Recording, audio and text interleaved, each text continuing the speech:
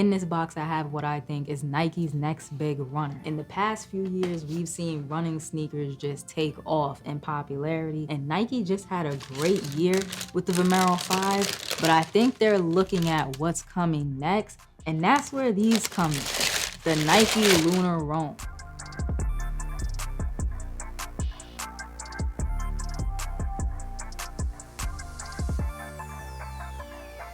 Nike Lunar Roam released earlier this month, and I was able to pick up this pair from Dover Street Market in my usual size 6. This is the Lunar Roam's debut colorway of Alabaster and Green Abyss. We all know Nike hits it out of the park when it comes to choosing first colorways, and this is no exception. Starting with the outsole, which no one will see while you're wearing it, but we'll take a quick look at it. Since this is a new model, I do want to show what the tread looks like.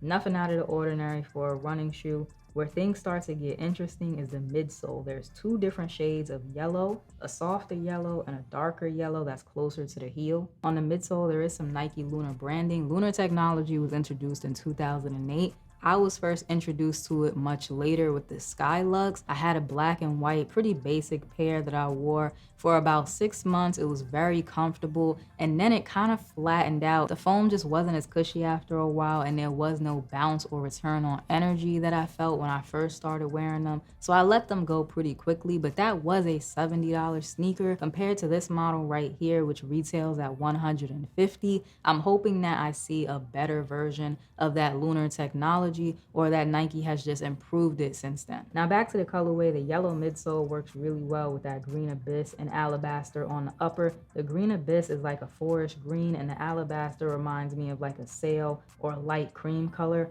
All three complement each other really well. There's also some gray and black on the shoe. I think this balances out the green and the yellow, but it also does a great job of highlighting some smaller details on the shoe, like the panels underneath the mesh on the upper. As for details, there's some light blue stitching on the tongue along with some Nike branding, and there's some yellow details and embossed Nike logos on the back heel tab. Lots of branding on the shoe, but it isn't super noticeable. The top down view of this sneaker does remind me of the Nike Vomero 5, as well as the caging on the side of the sneaker, and I can't say I'm surprised because the Nike Vomero 5 just had a great year. The model itself and also the colors that Nike put on it this year just gave it its best chance at being one of the most popular sneakers of 2023. Nike also had a lot of success with their P6000, which takes inspiration from previous Pegasus models. I bring up those other sneakers because while runners continue to gain popularity and trend upwards, a lot of those sneakers from all the different brands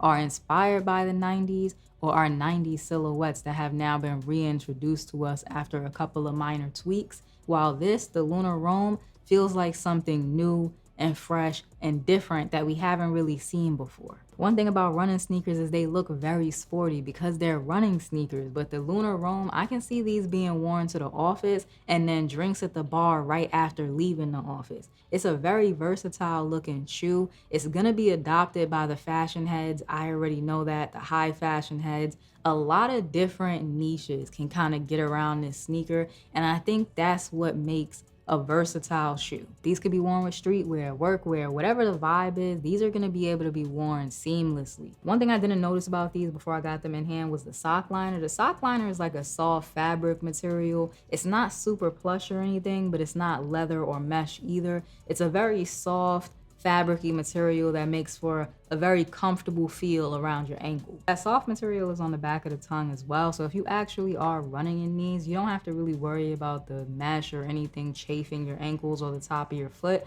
because it has that soft fabric protecting you. On feet, these things look sick and they go with a bunch of different pants, which I'm sure y'all will see throughout the video. I picked these up in a size 6. I went true to size, and that's what I recommend you do as well. If you can, go into a store and try them on if they have them, but I would recommend going true to size. That's what worked for me. I haven't had them for very long, but from the little bit that I wore them, they're comfortable, they're springy, they're very lightweight. I wouldn't recommend wearing these in heavy rain or harsher elements, but I think you can get away with light rain if you're going for a run or if you're just going out. In about 3 months, maybe 6 months, depending on how often I wear them, I would love to come to y'all with an updated video so I could talk to y'all about that comfort and how long it's lasted. The defining factor for this model, in my opinion, is gonna be what Nike does next. If they continue to give us good colorways, this will be the next big runner. I strongly believe that.